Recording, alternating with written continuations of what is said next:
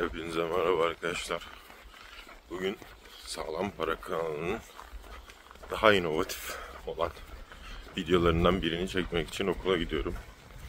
Kampüste insanlara enflasyondan haberiniz var mı başlığı altında sorular soracağız. Özellikle arkadaşlarıma ilk yöneleceğim. Daha sonrasında daha fazla insana soru soracağım. Ve nasıl diyeyim size? Birden hani daha önceki videolarda belki biliyorsunuzdur. 2-3 kişiye sorarak daha detaylı sohbet yapıyorduk.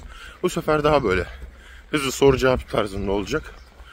Ama bakalım yeni imajım nasıl olmuş? Musti, videonun konusuna gelecek olursak yaklaş oğlum, aşağıda kalma, kolum ağrıyor kadrajda. Pardon. Sen çeksene oğlum bizi. Çok terledim ya. Şimdi benim kanalımın konseptini biliyor musun bilmiyorum. Biliyorum. Ne? Döviz üzerine sanırım. Döviz üzerine değil. Enflasyona karşı kendini nasıl korursun? He. Şimdi günümüzde biliyorsun Türkiye'de yaşıyoruz. Evet. Enflasyon resmi rakamlara göre %20'lerde falan. Ama öyle değil tabii ki de. Ya nerede? Ne diyorsun bu durum hakkında? Ben bir şeyler derim de Tayyip Bey görecek mi bu videoyu? Bilemem artık. O zaman demem baba. Yok abi, şey olarak hani. Biz Cumhurbaşkanımızdan çok memnunuz. Enflasyonda bence 25 bile değil, 10 falan. Ama hadi bak, her şey bir yana tamam, makara falan bir yana da günümüze baktığında enflasyon tamam.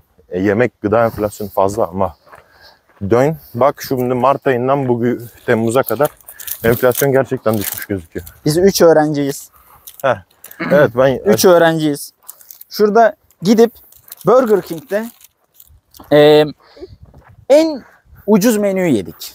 Doymadık da yani. Şişirdi sadece. Kola içtik en büyük boydan. Şiştik yani. 495 lira para vermişiz. Şimdi Evet. Asgari ücretle hesaplayınca sen günlük ne kadar para 40 kazanıyorum menü ben? yiyebilirsin bu şekilde. Ben bir gün çalışarak bunu yiyebiliyor muyum? Evet ama geriye paran kalmadı ki. İşte o hiçbir anlamı yok yani. Ya Enflasyon gerçekten %20 mi? Bak. Nerede? Şurada yazıyor. Yani ben bir gün çalışıp bunu yiyorsam çalışmayayım yani. Öleyim açlıktan daha iyi. ya tamam, tamam hadi, bu enflasyon böyle. Tamam. Biz şimdi ailemizden para alarak geçiniyoruz. Aga düşün, aylık 50 bin lira bir kazancın var. Evet. Ve minimum şartlarda kaldın. Yatırımını nasıl yapacaksın? Şimdi aylık 50 bin mi kazanıyorum? Evet. Kira 25 bin. Gitti. 25 bin liram gitti. Aylık Mutfak masrafı sadece. Evet. Keyfi yok. Sadece ihtiyaç. Keyfi yok, tamam.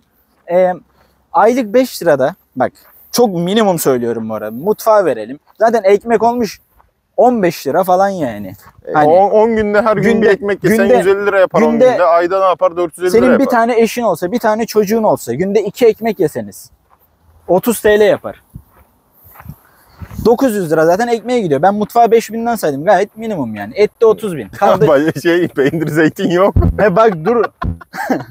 Yok, onları işte 5 bin dedim. 4 bin de onlara. Abi ya yapacak tamam hadi. bir şey yok. Yani haftalık 1000 liradan dersen hani 6 bin lira, 5 bin lira senin dediğin gibi şey. Yani mutfak masrafı. Onun dışında. Hayır ya, aylık şey oluyor. Aylık işte. 3 6 900 lira yapıyor ekmek işte. Hayır abicim, total baktığında. Tamam mesela, tamam işte mutfağa da 5 bin dedim öyle. İşte. Ette 30 bin, kaldı cepte 20 bin. Çocuğun servisler ne kadar ben bilmiyorum. Ya o kadarını şey yapma, o çok ince detay giriyorsun. Hayır yani ben şu an gerçekten bir tane ben bir haneyi anlattım şu an. Tamam, bir haneyi anlatıyorsun ama ben sana onu sormadım ki. Ben sana dedim ki sen mezun oldun, tamam mı? Tamam. İşe girdin, 50 bin lira brüt maaşla başladın. 50 bin lira net maaşın var. He tamam o zaman. 25 bin kira. Tamam, 5 bin yemek. 5 bin mutfak. Tamam, kalan parayla da 15 lira kaldı. Tamam, 5 lirada ıvır zıvır dedin, tamam mı? 10 lira kaldı. 10 bin lira param var. Ne yapacaksın? Ne yapacağım? Hiçbir şey yapamayacağım. Hayır. Geleceği düşünerek ne yapacaksın? Altın alır köşeye koyarım. Başka yapacak hiçbir şeyim yok yani. öyle, öyle bu arada. Başka yapacak bir şeyim yok. Altın yerine başka ne alabilirsin? Altın ya bilmiyorum. O kadar çok ilgilenmiyorum. Mesela ben çok gümüş öneriyorum insanlara. Niye biliyor musun? Gümüş eskiden mantıklıydı bu arada. Eskiden belki şu anda mantıklı olabilir ama gümüş, sallıyorum sen 10 sene önce altın aldın. Şu an altından %30 kar ettiysen sallıyorum. Gümüşten %120 falan karım vardı. Ama şu an o kadar denge şey yok. Tam Yani. Arası şey- açık değil o kadar. Tam bilmiyorsun şeyi ama şu an mesela sen şimdi 1 gram altın almaya gittiğinde 4200 lira para ödeyeceksin değil mi? Hatta arttı. Daha fazla. 4300 olsun. Daha da fazla. Aa, ya şimdi neyse. Farz et ki 1 gramına 4500 ödeyeceksin değil Tamam. mi? 1 gram gümüşe kaç para ödeyeceksin? 60 mı? 50 lira mı? Ne 50 öyle bir lira. şey. 50 ya da 60. Şimdi arası. örnek veriyorum. Sen her gün 1 gram alıp kenara koysan mantıklı değil mi abi? Mesela ben bunu yapıyorum. Çok mantıklı. Çok mantıklı bu arada. Tebrik ederim vallahi. Ben Rica ederim. zamanında aldım baba 300 gram gümüş. Çok mantıklı. 6 Her- liradan aldım. Her ayın sonunu İşte. beklemektense her Yani. gün aynı çok mantıklı bu arada. Ya şöyle farz et. Günümüzde bir ekmek 15 lira oldu ya. Zamanında çok güzel bir gene kampüste bir video yapmıştık. 2013 yılında 1 liraya gümüş aldın mı? Evet, ben 1 liraya da ekmek alabiliyordun. o videonu izledim herhalde. Teşekkür ederim. Bu adam buradan oynuyor. Neyse işte öyle bir video yapmıştık. Çok güzeldi. Benzeri bir örnek abi. Günümüzde 50 lira. Bir kahve olmuş zaten 150 lira. Aynen öyle. Ya bir mantıklı, kahve evet. içeceğine git bir çay iç. Ya tamam kişiye göre bu yargılanabilir. Kişiye göre değişebilir bu. Ama ben böyle düşünüyorum.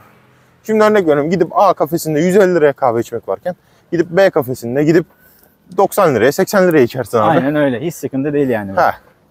Ya bir de hani şöyle bak. Biz hani yazılım sektöründeyiz. Abi biz proje geliştirip satsak hani biraz hani bir tık daha gelirimiz artabilir. Ama önce okul bitmeli.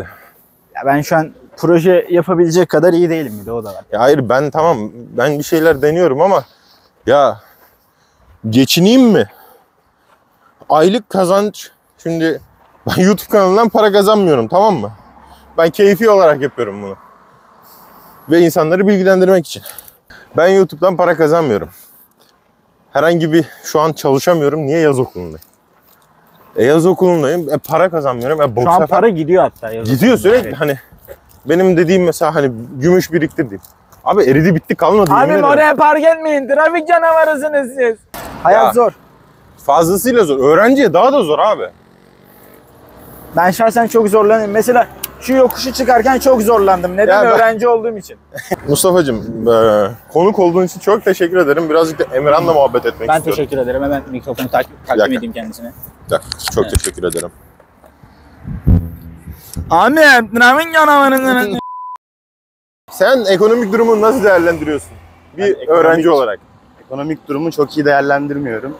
Tabii ki geçim sıkıntım olmasa da sonuçta geçim sıkıntısı yaşayan öğrenciler de var. Ben çok şükür geçinebiliyorum. Benim param aylık olarak yetiyor. Kendime yetirtebiliyorum. Tabii ekstra kazançlarım da oluyor benim. Ticaret, ufak tefek ticaretlerden kendime harçlık çıkartıyorum. Ama onun haricinde ekonomiyi çok güzel bulmuyorum. Tabii ki zorlu şartlar altında yaşıyoruz. Yani. Öyle değerlendiriyorum. Ya haklısın. Mesela sen ufak ticaretler yapıyorsun. Yeri geliyor ben de çalıştığım dönemler oluyor. Evet. O zaman ben de kendimi gerçekten hani tam manada getirebiliyorum. Ama özellikle hani bu yaz okulu sürecinde ben hani gerçekten bütün birikimlerimi de artık hani döktüm, koydum masaya. Evet. Çünkü aileme yük olamıyorum. Hani ben ayrıyetten ailem benim çiftçi, ben çiftçilik yapıyorum. Zaten havalar kurak.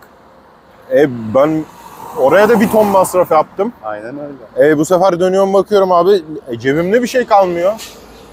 Bu Ya- gibi durumlarda ekstra iş bakmak lazım ama şimdi biz Ya- okuyan öğrenciler olduğumuz için şimdi yaz okulumuz var. Yaz Bizim okulu okulumuz sürecinde- niye zaten uzadı? Biz niye yaz okulundayız? Dönem içerisinde hem çalışıp hem kendimizi geçindirip hem de okulumuzu okumak durumunda olduğumuz için bu. Aynen öyle.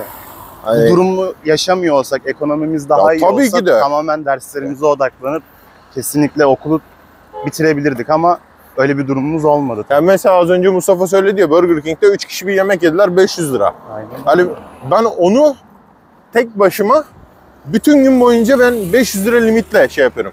Okula yemek yemeye vaktim olmadı.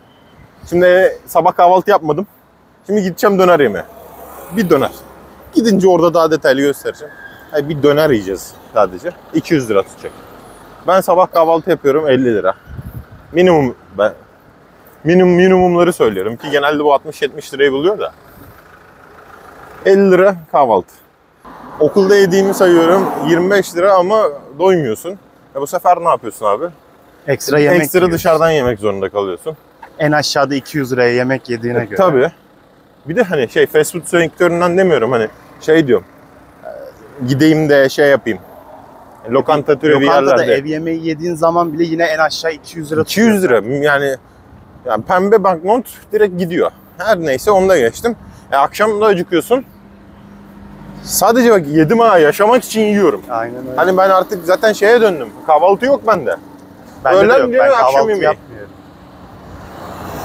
Ya abi 400 lira gitti. Öğlen yemeği 200 lira yesen. Akşam yemeği 200 lira yesen bitti. Hayır, keyfi bir şey de yok Keyfi ortada. yemiyorsun. Tamamen karnını doyurmak için yiyorsun.